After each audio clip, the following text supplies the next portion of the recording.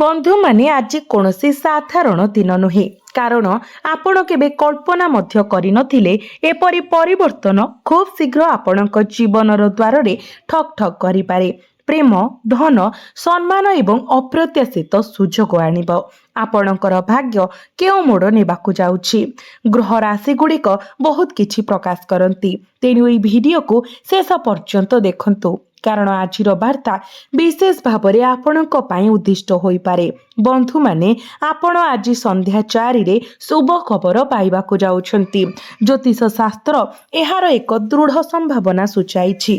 प्रेम आपणकु मिलिबो, टंका प्रवाहित हेब, आपणकर नाम चर्चार विषय पालटिब एवं आपणक जीवन रे एककालीन 4टी प्रमुख घटना घटिब।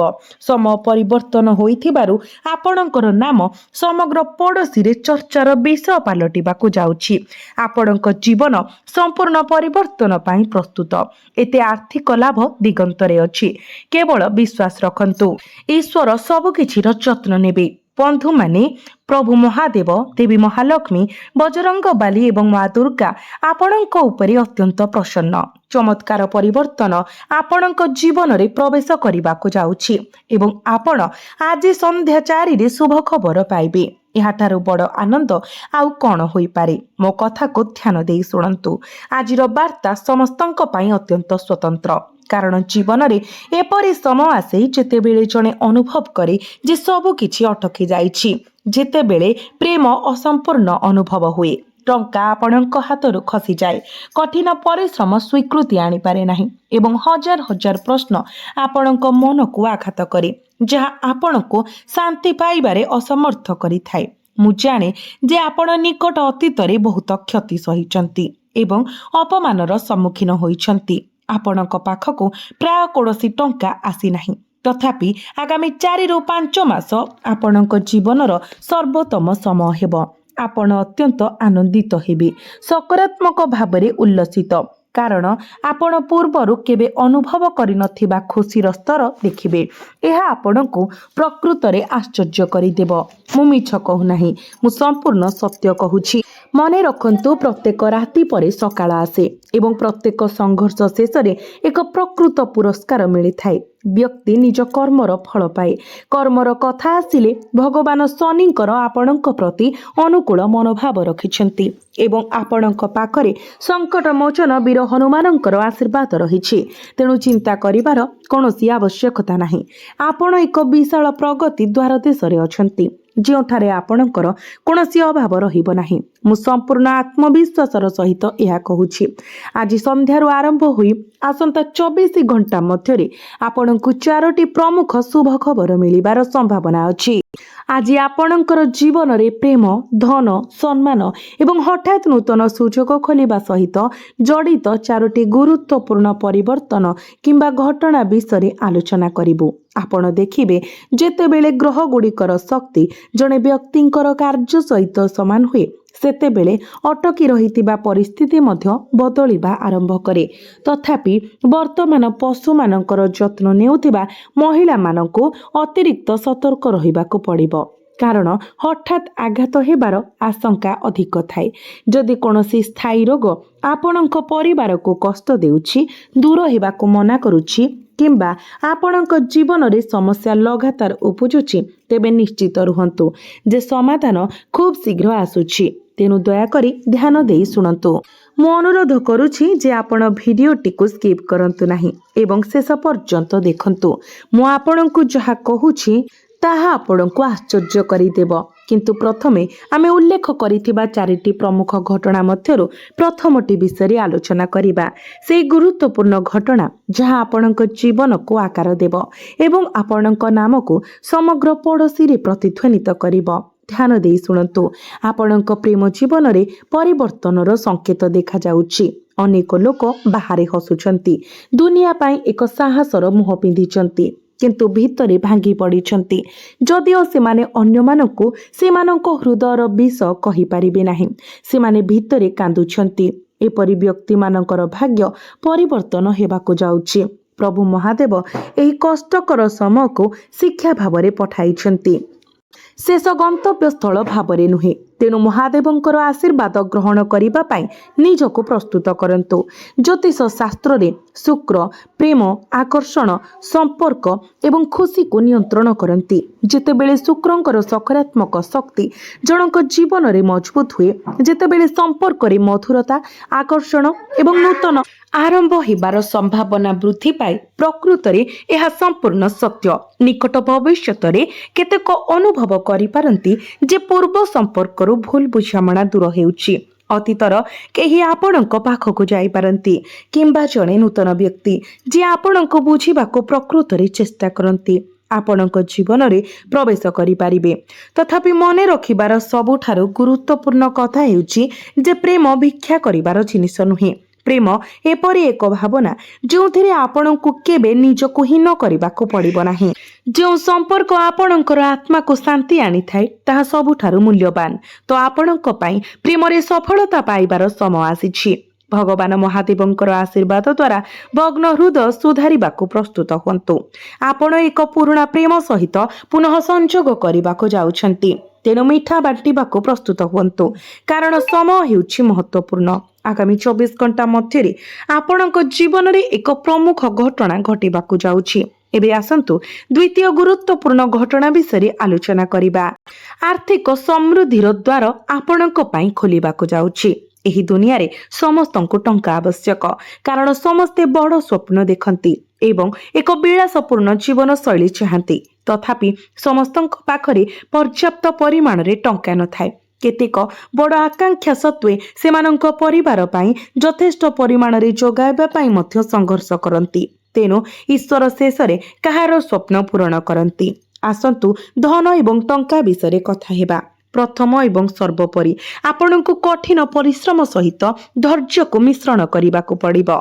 सफलता एवं जीवन परिवर्तन केवल सेतेबेले आसीबो जेतेबेले आपण उभय पाइबे। मने रखंतु, टंका केवल मुद्रा किंबा नोट विषय नुहे।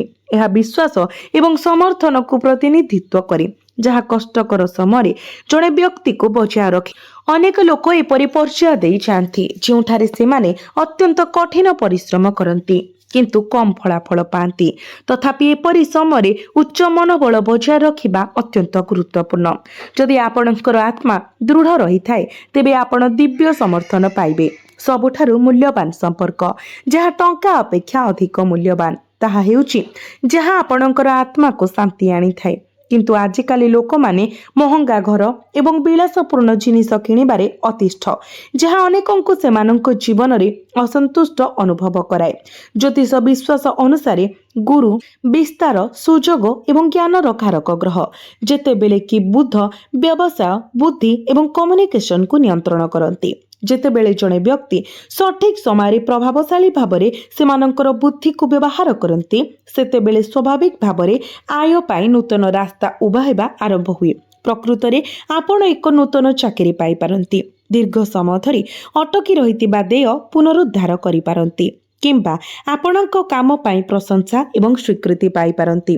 कल्पना करंतु जे आपणक परिवार आपणको प्रशंसा करूछंती किंबा आपणक पड़ोसी रे जणे जणाशुणा व्यक्ति होई पारुछंती किंबा हठात एपरी सुजोग पाई जाउछंती जहा आपण केबे कल्पना मध्य करि नाहंती। भाग्य आपणको द्वार देखाई पारे, किंतु आपणको ही एहा देई पाद देबाको पड़िबो। मोर कहिबार अर्थ हेउछि आपणको कठिन परिश्रम करिबाको पड़िबो, विशेष करी जदि आपण खुशी धन एवं एक आनंदमय जीवन चाहंती। समस्ते निश्चित भावरे धनर स्वप्न देखंती, किंतु एहा केवल सेमानंक सहित रही थाए जो माने सुजोग सहित दायित्व ग्रहण करंती एवं अपव्यय खर्च को नियंत्रण रे रखंती। एपरि लोकंक जीवन रे टंका रही थाए। बंधु माने जदि आपणक पाखकु एक नूतन सुजोग आसे तेबे भय आपणकु एथिरु दूरेई जिबाकु दियंतु नाही।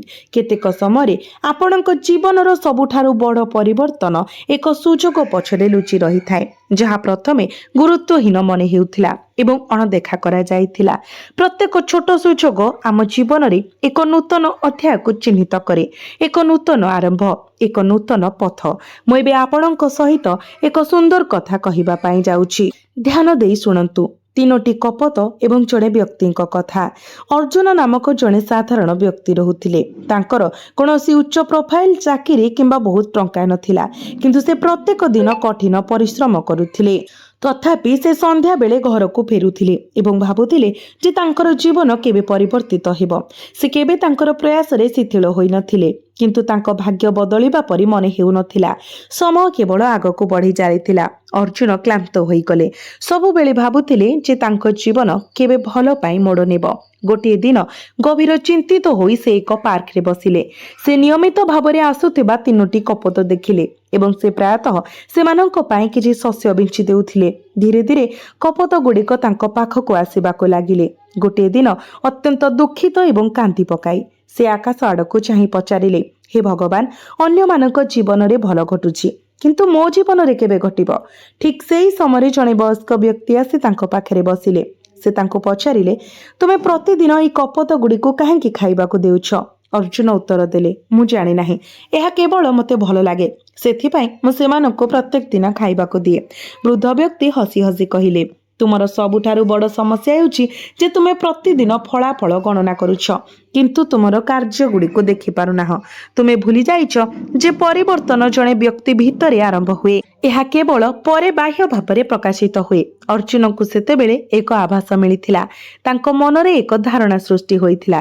ସେହି ଦିନଠାରୁ ସେ କମ୍ ଅଭିଯୋଗ କରୁଥିଲେ ଏବଂ ଅଧିକ କାମ କରୁଥିଲେ। ଯେଉଁଠାରେ ସେ ପୂର୍ବରୁ 8 ଘଣ୍ଟା କାମ କରୁଥିଲେ, ସେ 12 ଘଣ୍ଟା କାମ କରିବା ଆରମ୍ଭ କରିଥିଲେ ଏବଂ ସେହି ସମୟରେ ଏକ ନୂତନ କୌଶଳ ମଧ୍ୟ ଶିଖିଥିଲେ। ସେ ଲୋକଙ୍କ ସହିତ ଭଲ ସମ୍ପର୍କ ଗଢ଼ିଥିଲେ ଏବଂ ତାଙ୍କର ପୁରୁଣା ଭୟକୁ ଛାଡ଼ି ଦେଇଥିଲେ। ସେ ଦିନକୁ 12 ଘଣ୍ଟା କାମ କରିବା ଏବଂ ସକାରାତ୍ମକ ସମ୍ପର୍କ ବୃଦ୍ଧି କରିବା ଆରମ୍ଭ କରିଥିଲେ। ଧୀରେ ଧୀରେ ତାଙ୍କ ଜୀବନ ପରିବର୍ତ୍ତନ ହେବାକୁ ଲାଗିଲା। କିଛି ବର୍ଷ ପରେ ସେ ତାଙ୍କ କ୍ଷେତ୍ରରେ ଜଣେ ସଫଳ ବ୍ୟକ୍ତି ହୋଇଗଲେ। ପ୍ରକୃତରେ ସେ କହିଥିଲେ, ଯେଉଁଦିନ ମୁଁ ଟଙ୍କା ପାଇଲି ମୋ ଭାଗ୍ୟ ବଦଳି ନଥିଲା। ଯେଉଁଦିନ ମୁଁ ହାର ମାନିବା ବନ୍ଦ କରିଦେଲି, ସେହି ଦିନ ସବୁ ବଦଳିଗଲା। ମୁଁ ଭିନ୍ନ ଭାବରେ ଚିନ୍ତା କରିବା ଏବଂ ସବୁକିଛିର ସକାରାତ୍ମକ ଖୋଜିବା ଆରମ୍ଭ କଲି। ସେଇଦିନ ମୋର ଭାଗ୍ୟ ବଦଳିଲା। ତ ବନ୍ଧୁମାନେ, ଆପଣ ଜୀବନରେ ମଧ୍ୟ ସମାନ କଥା ପ୍ରଯୁଜ୍ୟ।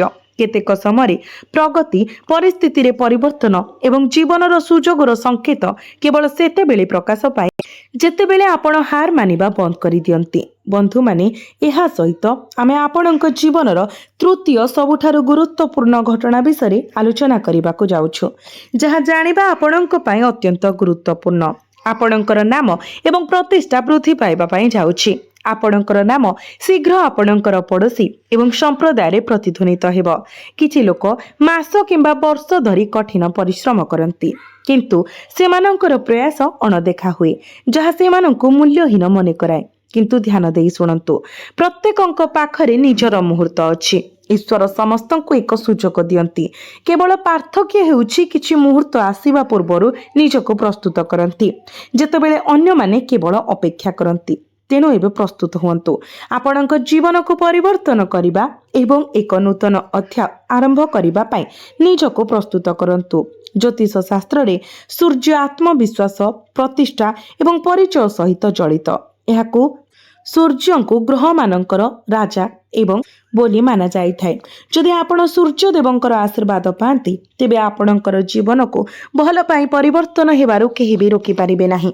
ପ୍ରକୃତରେ ଯେତେବେଳେ ଜଣେ ବ୍ୟକ୍ତି ନିଜର ଆତ୍ମବିଶ୍ୱାସକୁ ଦୃଢ଼ କରନ୍ତି, ସଚ୍ଚୋଟ ଭାବରେ କାମ କରନ୍ତି ଏବଂ ନିଜ ସମ୍ଭାବନାରେ ବିଶ୍ୱାସ କରନ୍ତି, ତ ତାଙ୍କର ପ୍ରଭାବ ଧୀରେ ଧୀରେ ଅନ୍ୟମାନଙ୍କ ନିକଟରେ ସ୍ପଷ୍ଟ ହୋଇଯାଏ। ଆପଣଙ୍କର କାର୍ଯ୍ୟ ଶେଷରେ ପ୍ରଶଂସା ପାଇବାକୁ ଯୋଗ୍ୟ ହୋଇପାରେ ଏବଂ ଆପଣଙ୍କର ପୂର୍ବ ପ୍ରୟାସ ଶେଷରେ ପ୍ରକାଶ ପାଇପାରେ। ଲୋକମାନେ ଆପଣଙ୍କର ମତାମତକୁ ମୂଲ୍ୟ ଦେବା ଏବଂ ଆପଣଙ୍କର କାର୍ଯ୍ୟକୁ ପ୍ରଶଂସା କରିବା ଆରମ୍ଭ କରିପାରନ୍ତି। ଆପଣଙ୍କର କାମକୁ ଉଚ୍ଚ ମାନ୍ୟତା ଦିଆଯିବ ଏବଂ ଯେଉଁ ବ୍ୟକ୍ତିଙ୍କୁ କେହି ପୂର୍ବରୁ ଲକ୍ଷ୍ୟ କରିନଥିଲେ, ସେଦିନ ଅନ୍ୟମାନଙ୍କ ପାଇଁ ପ୍ରେରଣାର କାରଣ ହୋଇପାରନ୍ତି। ହୁଏତ ଅତୀତରେ ଲୋକମାନେ ଆପଣଙ୍କୁ ଖରାପ କହିଥିଲେ କିମ୍ବା ଆପଣଙ୍କୁ ଉପହାସ କରିଥିଲେ ଏବଂ ଭାଗ୍ୟ ଆପଣଙ୍କ ସହିତ ନଥିଲା। ତଥାପି ଈଶ୍ୱର କେବଳ ଆପଣଙ୍କୁ ପରୀକ୍ଷା କରୁଥିଲେ। ଯଦି ଆପଣ ଏତେ ଦୂର ପହଞ୍ଚିଛନ୍ତି, ତେବେ ଏହି ଦିବ୍ୟ କୃପାର ଏକ ସଂକେତ ବୋଲି ବିବେଚନା କରନ୍ତୁ, କାରଣ ମହାଜାଗତିକ ଗ୍ରହ ଏବଂ ଈଶ୍ୱର ଆପଣଙ୍କ ଉପରେ ପ୍ରସନ୍ନ ଅଛନ୍ତି। ଆପଣ ଏକ ବିରାଟ ସଫଳତାର ଦ୍ୱାରଦେଶରେ ଅଛନ୍ତି, ଏକ ମହାନ ଭାଗ୍ୟର ଆଘାତ, ଏବଂ ଆପଣଙ୍କର ନାମ ଶୀଘ୍ର ସବୁଠାରେ ବାଜିବା ପାଇଁ ଯାଉଛି। ଏହି ସବୁ ମନେ ରଖିବା ପାଇଁ ଗୁରୁତ୍ୱପୂର୍ଣ୍ଣ ବିଷୟ। ପ୍ରସିଦ୍ଧି ଅର୍ଜନ କରିବାକୁ ଚେଷ୍ଟା କରି ଶବ୍ଦ କରନ୍ତୁ ନାହିଁ, ବରଂ ଏପରି ଉଲ୍ଲେଖନୀୟ କାମ କରନ୍ତୁ ଯେ ଆପଣଙ୍କର ନାମ ସ୍ୱାଭାବିକ ଭାବରେ ସମସ୍ତଙ୍କ ଓଠରେ ଆସିବ। ନିଶ୍ଚିତ ଭାବରେ କେହି ଆପଣଙ୍କୁ କେବେ ଭୁଲି ପାରିବେ ନାହିଁ। କିଛି ଉଲ୍ଲେଖନୀୟ ହାସଲ କରନ୍ତୁ, ହାର ମାନନ୍ତୁ ନାହିଁ। ଈଶ୍ୱର ଆପଣଙ୍କୁ ଏକ ସୁଯୋଗ ଦେଇଛନ୍ତି ଏବଂ ଆପଣ ଯେକୌଣସି ମୂଲ୍ୟରେ ଏହାକୁ ହାତଛଡ଼ା କରିବା ଉଚିତ ନୁହେଁ। ଗ୍ରହ ପରିବର୍ତ୍ତନ ଆପଣଙ୍କ ସପକ୍ଷରେ ଅଛି ଏବଂ ଆପଣଙ୍କର ଈଶ୍ୱରଙ୍କ ଆଶୀର୍ବାଦ ମଧ୍ୟ ପାଇଛନ୍ତି। ତେଣୁ ମୁଁ ନିଶ୍ଚିତ ଭାବରେ ଆପଣଙ୍କୁ ଭୟ ଠାରୁ ଦୂରେଇ ରହିବା ପାଇଁ କହିବି। ମୁଁ ଆପଣଙ୍କୁ ବୃଦ୍ଧି ପାଉଥିବା ଚ୍ୟାଲେଞ୍ଜ ସହିତ ଲଢ଼ିବାକୁ ଅନୁରୋଧ କରୁଛି, ଯାହା କରିବା ଠିକ୍। ଏବେ ଆସନ୍ତୁ ଚତୁର୍ଥ ପ୍ରମୁଖ ଖୁସି ଖବର ବିଷୟରେ ଆଲୋଚନା କରିବା। ଆପଣଙ୍କ ଜୀବନରେ ହଠାତ୍ ପରିବର୍ତ୍ତନ ଏବଂ ଏକ ନୂତନ ଆରମ୍ଭ କିମ୍ବା ଏକ ନୂତନ ଦିଗ ଦେଖାଯିବାକୁ ଯାଉଛି। ଆମେ ଏକ ଅତ୍ୟନ୍ତ ରହସ୍ୟମୟ ଘଟଣା ବିଷୟରେ କହୁଛୁ, ଯାହା ଆଗାମୀ 24 ଘଣ୍ଟା ମଧ୍ୟରେ ଘଟିପାରେ। ଜ୍ୟୋତିଷ ଦୃଷ୍ଟିକୋଣରୁ ରାହୁ ଏବଂ କେତୁ ପ୍ରାୟତଃ ହଠାତ୍ ପରିବର୍ତ୍ତନ ଏବଂ ଅପ୍ରତ୍ୟାଶିତ ଘଟଣା ସହିତ ଜଡ଼ିତ।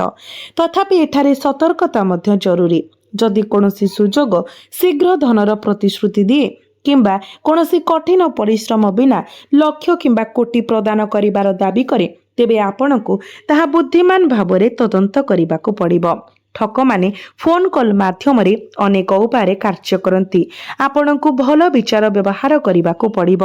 ଗୁରୁ ଗ୍ରହ ଅନୁକୂଳ ଏବଂ ବୁଧ ମଧ୍ୟ ଅନୁକୂଳ ସ୍ଥିତିରେ ଅଛନ୍ତି, ଯାହା ଆପଣଙ୍କ ବୁଦ୍ଧିରେ ହଠାତ୍ ବୃଦ୍ଧିକୁ ସୂଚିତ କରେ। ଗ୍ରହଗୁଡ଼ିକର ସକାରାତ୍ମକ ଶକ୍ତି ଆପଣଙ୍କ ଜୀବନ ପାଇଁ ଏକ ପ୍ରତିଶ୍ରୁତିପୂର୍ଣ୍ଣ ବାର୍ତ୍ତା ଆଣିଥାଏ। ଯଦି ଆପଣ ଫଳାଫଳ ନ ଦେଖି ନିରନ୍ତର ସଂଘର୍ଷ କରୁଛନ୍ତି, ତେବେ ମନେ ରଖନ୍ତୁ ଯେ ଶନି ଆମକୁ ଧୈର୍ଯ୍ୟ ଏବଂ କଠିନ ପରିଶ୍ରମର ମୂଲ୍ୟ ଶିଖାନ୍ତି। ତେଣୁ ଆପଣ କ'ଣ କରିବା ଉଚିତ? ପ୍ରଥମେ ଆପଣଙ୍କର ବୁଦ୍ଧିକୁ ପୂର୍ଣ୍ଣ ଭାବରେ ବ୍ୟବହାର କରନ୍ତୁ, କଠିନ ପରିଶ୍ରମ କରନ୍ତୁ, ବିଶ୍ୱାସ ରଖନ୍ତୁ ଏବଂ ପ୍ରତ୍ୟେକ ଦିନ ନିଜକୁ ପଚାରନ୍ତୁ, ମୋର କାଲିକୁ ଭଲ କରିବା ପାଇଁ ମୁଁ ଆଜି କ'ଣ କଲି? ଆପଣଙ୍କୁ ଶିଖିବା ଜାରି ରଖିବାକୁ ପଡ଼ିବ। ମୋ କଥାକୁ ମନେ ରଖନ୍ତୁ, ଯଦି ଆପଣ ପ୍ରତ୍ୟେକ ଦିନ ନିଜକୁ 1% ମଧ୍ୟ ଉନ୍ନତ କରିବା ବିଷୟରେ ଭାବନ୍ତି, ତେବେ ସେହି ଛୋଟ ଛୋଟ ପ୍ରୟାସ ଶେଷରେ ଆପଣଙ୍କ ଜୀବନରେ ଏକ ବିରାଟ ପରିବର୍ତ୍ତନ ଆଣିବ। ଏବଂ ସର୍ବଦା ଏହି ଗୋଟିଏ କଥା ମନେ ରଖନ୍ତୁ, ଯଦି ଆପଣଙ୍କ ପାଖରେ ବର୍ତ୍ତମାନ ବହୁତ କମ୍ କିମ୍ବା ପ୍ରାୟ କୌଣସି ଟଙ୍କା ନାହିଁ, ତେବେ କେବେ ବି ନିଜକୁ କମ୍ ମନେ କରନ୍ତୁ ନାହିଁ। ନକାରାତ୍ମକ ଚିନ୍ତାଧାରା ଆପଣଙ୍କ ମନରେ ପ୍ରବେଶ କରିବାକୁ ଦିଅନ୍ତୁ ନାହିଁ। ଯଦି ଆପଣ ପ୍ରେମରେ ବିଶ୍ୱାସଘାତକତା ପାଇଛନ୍ତି, ତେବେ ନିଜକୁ ଭଲ ପାଇବା ବନ୍ଦ କରନ୍ତୁ ନାହିଁ। ଜୀବନରେ ଆଗକୁ ବଢ଼ିବା ପାଇଁ ନିଜକୁ ଭଲ ପାଇବା ଅର୍ଥାତ୍ ଆତ୍ମପ୍ରେମ ସବୁଠାରୁ ବଡ଼ ଅସ୍ତ୍ର। ଯଦି ବନ୍ଧୁ, ସମ୍ପର୍କୀୟ କିମ୍ବା ପଡ଼ୋଶୀ ଆପଣଙ୍କୁ ପରିହାସ କରନ୍ତି, ତେବେ ଆପଣଙ୍କର ସ୍ୱପ୍ନକୁ ହାର ମାନିବାକୁ ଦିଅନ୍ତୁ ନାହିଁ। ଯଦି ସମୟ କଷ୍ଟକର ହୁଏ, ତେବେ ଭାବନ୍ତୁ ନାହିଁ ଯେ ଜୀବନ ଶେଷ ହୋଇଯାଇଛି, କାରଣ ଆପଣ ଜାଣନ୍ତି ଯେ ସମୟର ଚକ ଘୁରିଥାଏ। ଯଦି ଆଜି ଆପଣଙ୍କ ପାଇଁ ଖରାପ, ତେବେ କାଲି ନିଶ୍ଚିତ ଭାବରେ ଭଲ ହେବ। ଏବଂ ଧ୍ୟାନ ଦେଇ ଶୁଣନ୍ତୁ, ଯେଉଁମାନେ ଆଜି ଆପଣଙ୍କର କାହାଣୀରେ ହସୁଛନ୍ତି, ସେମାନେ କାଲି ଆପଣଙ୍କର ସଫଳତା ଦେଖି ଈର୍ଷାରେ ଜଳିଯିବେ। ଆପଣଙ୍କର ଭାଗ୍ୟ ପରିବର୍ତ୍ତନ ହେବ। ଆପଣ ନିଜ ପାଇଁ ଏକ ପରିଚୟ ସୃଷ୍ଟି କରିପାରିବେ। ଆପଣଙ୍କର କଠିନ ପରିଶ୍ରମ ଫଳ ଦେବ ଏବଂ ଆପଣ ରଙ୍କରୁ ରାଜା ହୋଇଯିବେ। ଆଜି ଆପଣଙ୍କ ଆଖିରେ ଲୁହ ଆଣି ଦେଉଥିବା ଜିନିଷ କାଲି ଆପଣଙ୍କ ଜୀବନର ସବୁଠାରୁ ବଡ଼ ଶିକ୍ଷା ହୋଇପାରେ। ପ୍ରଥମ ଏବଂ ସର୍ବୋପରି ଆପଣଙ୍କୁ ନିଜ ଉପରେ ବିଶ୍ୱାସ ରଖିବାକୁ ପଡ଼ିବ। ସଂଘର୍ଷ କରିବା ବନ୍ଦ କରନ୍ତୁ ନାହିଁ। ଏହି ସଂଘର୍ଷ ଆପଣଙ୍କର ଶକ୍ତି ହେବ ଏବଂ ଆଜିର ଧୈର୍ଯ୍ୟ କାଲିର ବିଜୟରେ ପରିଣତ ହେବ। ମୋ ପାଖରେ କିଛି ନାହିଁ ବୋଲି କୁହନ୍ତୁ ନାହିଁ, ବରଂ କୁହନ୍ତୁ ମୋ ପାଖରେ ସବୁ କିଛି ଅଛି। ଭଗବାନ ଠିକ୍ ସମୟରେ ସବୁ କିଛି ଯୋଗାଇବେ। ଏବଂ କମେଣ୍ଟ ବକ୍ସରେ ଲେଖନ୍ତୁ, ମୋର ସମୟ ବଦଳିଯିବ। ସର୍ବୋପରି ଭାଗ୍ୟ ପୁସ୍ତକର ପରବର୍ତ୍ତୀ ପୃଷ୍ଠାରେ କ'ଣ ଅଛି ତାହା କେହି ଜାଣନ୍ତି ନାହିଁ, କିନ୍ତୁ କଲମ ଧରିବାର ସାହସ ନିଶ୍ଚିତ ଭାବରେ ଆପଣଙ୍କ ହାତରେ ଅଛି। ତେଣୁ ଆପଣଙ୍କର ଆତ୍ମାକୁ ଡରିବାକୁ ଦିଅନ୍ତୁ ନାହିଁ। ଆଗକୁ ବଢ଼ି ଚାଲନ୍ତୁ।